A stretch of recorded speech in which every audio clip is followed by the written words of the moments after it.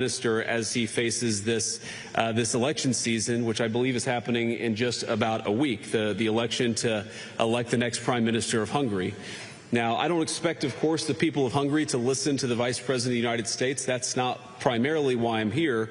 But I did want to send a signal to everybody, particularly the bureaucrats in Brussels who have done everything that they can to hold down the people of Hungary because they don't like the leader who has actually stood up for the people of Hungary. And I think it's important to say that. There are so many things that we could point to. There are so many economic pieces of cooperation, so much investment that's come into Hungary from the United States. I think Viktor Orbán has been the single most profound leader in Europe on the question of energy security and independence. It is funny to watch prime ministers and leaders in some of the Western European capitals talk about the energy crisis when, frankly, they should have been following the policies of Viktor Orbán in Hungary. And if they had, the energy crisis that they're experiencing would be a lot less bad, because what's going on in Hungary right now is that while, yes, energy prices are elevated, they're far less elevated here than they are almost anywhere else in Europe. And that's because of the leadership of the man who's standing next to me. And I think that leadership can provide a model to the continent. We want Europe to be successful. We want European families to be able to afford to heat their homes and to build great things. We want Europe to be energy independent and even energy dominant, but it's not going to be energy secure if it continues to follow the failed policies of the past. And so I think Viktor has been a great example in charting a course that could lead to a better, more prosperous, and more energy secure Europe. There's a lot of other cooperation in technology and artificial intelligence and manufacturing. There are so many ways in which the United States and Hungary have been great economic partners, and that partnership has really accelerated over the past couple of years under President Trump's leadership. But, ladies and gentlemen, I'm not here primarily, Viktor, because of the economic cooperation between our countries. I'm here because of the moral cooperation between our two countries, because what the United States and Hungary together represent under Viktor's leadership and under President Trump's leadership is the defense of Western civilization, the defense of the idea that children should be able to go to school and get educated and not indoctrinated, the defense of the idea that European and American families should be able to transport themselves and be able to afford to heat and cool their homes, the defense of the idea that we are founded on a certain Christian civilization and Christian values that animate everything from freedom of speech to rule of law to respect for minority rights and protection of the vulnerable.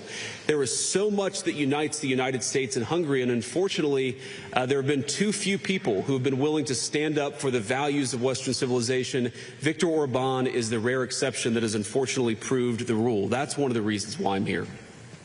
I'm here because Viktor is a statesman, and we have seen so much talk in European capitals about the need to end the war in Russia and Ukraine, and we certainly agree with it. The war would have never started under if President Trump had been president 4 years ago, but now that it has started, probably the two leaders who have done the most to actually end that destructive conflict have been Donald J. Trump and Viktor Orbán in Hungary. And they've done it through diplomacy, through talking to people, through trying to understand what the Ukrainians and the Russians need to end the war. We're going to continue to participate in that process, but I think that it is a testament to the people of Hungary that you're a country of 10 million people. But I'm telling you, I've sat in all the rooms and I've been on all the phone calls. Your leadership has been a far, far more important and constructive partner for peace than almost anyone anywhere else in the world. And that is a great testament, I think, to the wisdom and the courage of the people of Hungary. And then finally, I just want to say one final observation about this election. What has happened in this country, what has happened in the midst of this election campaign, is one of the worst examples of foreign election interference that I've ever seen or ever even read about. The bureaucrats in Brussels have tried to destroy the economy of Hungary. They have tried to make Hungary less energy independent. They have tried to drive up costs for Hungarian consumers, and they've done it all because they hate this guy. But I think that what the people of Hungary, what I would encourage them to do is ask themselves the question, not who's pro or anti-Europe, not who's pro or anti the United States of America, but who is pro-you. who is pro the people of Hungary. In my experience, I've seen a guy who has ferociously advocated for the interests of Hungary. I'm here to help him in this campaign cycle, and yet when I sat down with Viktor, we didn't talk about politics. We talked about Here are 5 things that we need, that the Hungarian people need from the United States in order to further our partnership and in order to achieve prosperity. That's the kind of leadership that is needed. And on everything from digital censorship, why are bureaucrats in Brussels telling social media companies what information they're giving to Hungarian voters? I think the voters of Hungary are adults. They are sovereign in their own country, and they should be able to look at whatever information they would like to about the election without somebody in a faraway capital treating them like children. Sovereignty, democracy are fundamentally about the people choosing. And part of the reason why we're here, and part of the reason why the President of the United States sent me here, is because that we think the amount of interference that's come from the bureaucracy in Brussels has been truly disgraceful. I won't tell the people of Hungary how to vote. I would encourage the bureaucrats in Brussels to do the exact same thing. So, Viktor, thank you, and it's good to see you. Thank you very much. We'll take a couple of questions. Do you want to? Thank you, Mr. Vice President. We have time for a couple of questions. The first two goes to the Hungarian side, and then the floor is yours, Mr. Vice President. Az első kérdést a magyar televíziónak fogom adni. Jó Csaba.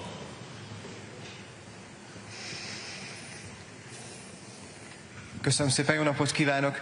Nem állnék fel a kamerák miatt, elnézést kérek. 2 kérdésem lenne, az egyik a miniszterelnök úrhoz, a másik pedig az alelnök úrhoz. A miniszterelnök úrtól azt kérdezném, hogy szóba kerültek-e a tárgyaláson az orosz-ukrán háború befejezésének lehetőségei, vannak-e fejlemények. Az alelnök úrtól pedig azt kérdezném, vagy azt kérném, hogy kommentálja Zelenszkij elnök úr fenyegetéseit, amit Magyarország, illetve személyesen Orbán Viktor miniszterelnök felé intézett. Köszönöm szépen.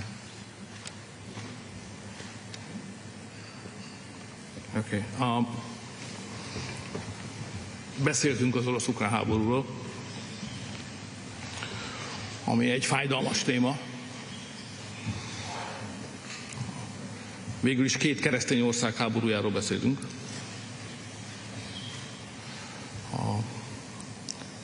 Rásul Európa területén. Tehát ez a 2 mondat, ez megadja ennek a háborúnak a komolyságát. És én mindig is nagyra becsültem az Egyesült Államok elnökét, hogy az első pillanattól kezdve, mármint a mostani elnökről beszélek, hogy az első pillanattól kezdve ezt a 2 dimenziót tartotta a legfontosabbnak. Európában 2 ortodox, mélyen keresztény ország között zajlik egy háború, amelyben 10 és 100 ezrével esnek el, és válnak hadirokkantá emberek. Ez egy olyan szörnyűség, aminek minden eszközzel megállt kell parancsolni. És miután az Egyesült Államok Trump elnök urat megelőzően ezt a háborút támogatta, ezért különösen értékes számunkra az Egyesült Államok mostani álláspontja, amely egyértelműen a béke mellett van. Ezért, ha találkozik egy amerikai és egy magyar politikus, nem tud nem beszélni az orosz-ukrán háborúról. Ráadásul ez a háború Magyarország szomszédságában van. Ebben a háborúban magyarok is meghalnak, hiszen Ukrajna mai területén számos magyar ember él, akiket besoroznak, gyakran brutális, kényszerítő körülmények közepette, elviszik őket és meghalnak. Tehát nem lehet nem beszélni az orosz-ukrán háborúról egy ilyen találkozón. Különösen azért, mert korábban az Egyesült Államok elnöke kezdeményezte, hogy legyen békecsúcs Egyesült Államok és Oroszország között, és helyszínnek Magyarországot, Budapestet javasolta. Ami egy szinte egyetlen lehetséges európai helyszín. És Magyarország erre igent mondott, sőt ennek a békecsúcsnak a körülményeit, azt kell mondanom, hogy technikai előkészítésének szintjéig, mind az Egyesült Államok, mind pedig Oroszország elnökével megtárgyaltuk. Tehát Magyarország most is készen áll arra, hogyha az Egyesült Államok és az oroszok úgy gondolják, hogy kettőjük között egy békecsúcsra van szükség, akkor Budapest ennek a találkozónak továbbra is örömmel ad helyszínt és áll rendelkezésre.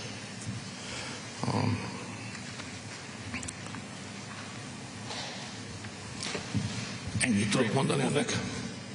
Thank you for your willingness to host. And just to answer your question, so I'm not aware of President Zelensky threatening Viktor Orbán. I know that there have been a lot of people who have threatened Viktor and have frankly not just threatened the people of Hungary, but have actually tried to exact costs on the people of Hungary because their leadership has been one of the few that's been wise and smart about the conflict between Russia and Ukraine. Now, look, you don't have to defend the morality of the war. I think Viktor has. I certainly have. The President of the United States has condemned the invasion. We don't like the war. We want it to stop. That's not the question. The question is, how do you make it stop? And the answer is not by politicians who stand at microphones and beat their chests and act tough when somebody else's children are going off to fight in a conflict. You do it through sustained diplomacy. And so I'd ask the people of Hungary, and not just Hungary, but the people all across Europe, what is the alternative to peace? Is it to continue feeding young men into this terrible, terrible war, to continue this completely ridiculous cycle of violence, or is it to get serious about diplomacy? Is it to continue to have skyrocketing energy prices to the point where European economies are on the verge of collapse, or is it to sit down and get serious about a peaceful resolution? The reason the President of the United States has been so dedicated about this is not because it affects us as personally as it does the people of Hungary or Europe. In fact, we're much more insulated, as all of you know, from what's going on in Russia and Ukraine than most countries anywhere else in the world. The President has asked us to work so diligently on it because he knows that it's bad. It's bad for commerce, it's bad for morality, it's bad for human life. We need to actually engage in some real diplomacy. Viktor has been better at anybody at helping us understand what is it the Ukrainians need and what is it that the Russians need in order to achieve peace. We're going to keep on working on that process. As you've all heard the President say, this war has been the hardest of all the wars that he's worked on to solve, but we're going to keep on working at it. The President has ordered us to keep on working at it. But we need people in Europe who understand the stakes and understand how to get this negotiation done. Viktor's been a great part of it, which is why the President asked him about the Budapest summit, because I think we're ever going to get these leaders together, this is the perfect place to do it, a place of real statesmanship, a place that has shown itself very willing to be a positive force for peace. Köszönöm szépen. A második kérdést a Patriónának adom, Németi Noémi. Köszönöm szépen, jó napot kívánok! Nekem is egy kérdésem lenne. Elnök úr, ahogyan is említette, most már egyértelmű, hogy nagyon súlyos energiaválság előtt állunk a hormuzi szoroson, még biztonságban átjutott hajók a napokban érik el Európát, így, hogy sem Oroszországból, sem a Közel-Keletről nem érkezik olaj. Mit gondol, mi lesz Európával, azon belül Magyarországgal? Az amerikai-magyar energetikai együttműködés mit jelent a gyakorlatban ebben a helyzetben, és az Egyesült Államok után hogyan látja, Brüsszel is feloldja el majd az orosz olajra és energiára vonatkozó szankciókat? And I would also like to ask Vice President Vance in English, if I may. Please. So, according to recent U.S. intelligence reports, Ukraine may have interfered in the American elections, helping the Democrats. It has also come to light that the Ukrainian intelligence treats Hungary as an operational zone as well. What kind of political motivation could be behind Ukraine targeting conservative, patriotic political forces both in the United States and in Hungary? Thank you very much. Szerintem új helyzet van Európában, csak a magyar választások azok ma lerövidítik a horizontunkat, és ezért kevesebb figyelem jut erre. Hiszen bennünket, magyarokat érthetően a jövő vasárnapi választási eredmény érdekel. De közben történik valami, ami mindent megváltoztat. Ez pedig az, hogy az a stratégia, amelynek jegyében az európaiak eddig támogatták az ukránokat ebben a háborúban, az véget ért, az megbukott. Eleve is egy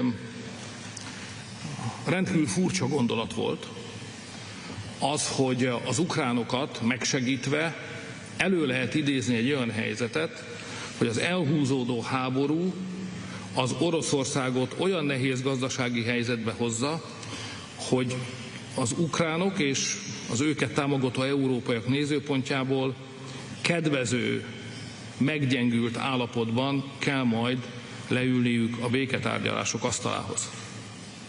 Ez azért volt egy különleges gondolat, mert gazdasági háborút folytatni egy másik országgal szemben, amelynek van korlátlanul energiája, és van nyersanyaga.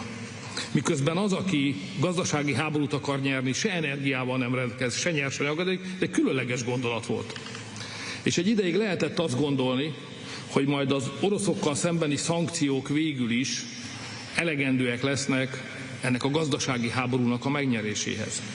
De most az történik, hogy hirtelen minden felértékelődött, ami az oroszoknak van. És hirtelen sokkal kedvezőbb helyzetbe kerültek, mint bármikor voltak korábban. És az európai háborús ukránpárti stratégia megbukott, ennek vége van. Csak most mi a magyar választásokra összpontosítunk, nem pedig Brüsszelre. Tehát én azt hiszem, hogy itt egy merőben új helyzettel fogunk szembenézni majd a magyar választásokat követően. A magyar helyzet nehéz, ezt nem akarom eltitkolni, hiszen az ukránok először még 22 év végén lezárták, blokkád alá vették a gázvezetéket, amin Oroszországból gázt hoztunk Magyarországra. Ezt még sikerült kivédenünk ezzel a török áramlattal. Majd most, nem sokkal a választások előtt, szerintem a választásokkal összefüggésben, és egy ukránpárti kormány esélyének megteremtése érdekében lezárták, blokkád alá vették az olajvezetékünket is. Azt az olajvezetéket, ami a magyar gazdaság köldögzsinóra. A fő ellátási útvonalunk. Ebből az következik, hogy Magyarországnak a tartalékait be kell vetni. Két dolgot kell csinálni, bár elzárták tőlünk az olajat, el kell látni a magyar gazdaságot és a magyar fogyasztókat és a magyar családokat üzemanyaggal és energiával, és rá kell kényszerítenünk az ukránokat arra, hogy nyissák meg a vezetéket. Nekünk erre van egy tervünk, ezt a tervet lépésről lépésre hajtjuk végre, és a végén meggyőződésem, hogy miután a nemzeti erők megnyerik Magyarországon a választást, az ukránoknak nem marad más választásuk, mint hogy feladják az olajblokkádot, és újra megindítsák a barátság olajvezetéket, és Magyarország visszatérhet a normális gazdasági működés keretei közé. Ezek az én, hát a remény az talán nem elég erős szó, ezek az én terveim. Így lesz ez. So to answer your question, yes, we're certainly aware that there are elements within the Ukrainian intelligence services that try to put their thumb on the scale of American elections, on Hungarian elections. This is just what they do. This is part of the cost of doing business within some elements of their system. I try to remind myself that Ukraine, like the United States, is a very complicated place. There are good people and there are bad people. There are people that try to interfere in others' elections, and there are people who actually just say, you know what, we believe in sovereignty for everybody, and that's what we support. For example, there were people in the Ukrainian system who were campaigning with Democrats literally in the weeks before the presidential election where Donald Trump won very comfortably in November of 2024. So I'm aware of that stuff, but, I don't think Viktor lets that stuff get to him. I don't let that stuff get to me. We're here to try to solve the problems for the people that we represent. And whatever certain elements within the Ukrainian system think about me or think about anybody else, I really believe it's in the best interest of Ukraine, the best interest of Europe and Hungary, the best interest of the United States for this war to come to as rapid of a close as possible. This is the seeds of this war, the seeds of this conflict were actually planted well before the fighting started. And they were planted when European leaders decided that they were going to go so deep into a particular energy economy that they were going to cut themselves off from oil and natural gas that came from the East. That was a huge mistake then, and it's obvious that it's a huge mistake now. And it's funny when I hear people accuse, my president, for example, of being pro-Russia. My president has done more to help Europe out with energy and liquid natural gas than anybody in the world, which weakens Russia, because we would love our allies and our friends to pursue smart energy policies so their consumers can pay less money, but also when, God forbid, there's a conflict, they can rely on us. rather than another country for the energy that they need. So it's so funny to me that very often the very people who accuse this or that leader of being pro-Russia are the very people who created an energy-weak economy in Europe to begin with, and that has done more than anything to make Ukraine weak and Russia strong. We just want the killing to stop. We want to get back to commerce. We recognize there's a lot of difficult issues, but the way to solve those issues is to talk to one another and to actually engage in the hard work of diplomacy. And Mr. Vice President, 2 questions. It's your call, please. Sure. So I want to call on a couple members of my pool because they traveled all night and are here with us. So let's start with Natalie at the Washington Post. Thank you, Mr. Vice President. The clock is ticking to tonight when the deadline looms for avoiding bombing infrastructure in Iran to the Stone Ages, as the President has said. Do you have any new information to believe that a deal can be reached by then? And secondly, there's been some rhetoric from this administration, your administration, about this war, God supporting the United States in this war and the strikes against Iran being part of God's will. Do you agree with that? And what do you make of the idea that God is on the side of the U.S. in these strikes? Well, so you asked if there's new information, and I don't, unless I have a text message from Steve. Well, I do have a text message from Steve Witkoff. Wouldn't you like to know the subject of this message? But no, I need to read it first before I talk about it. But here's what time is it in the United States right now? Okay, that makes sense. All right. Okay, so Natalie, on this question of the deal, I really think there are 2 pathways. The President's been very clear about this.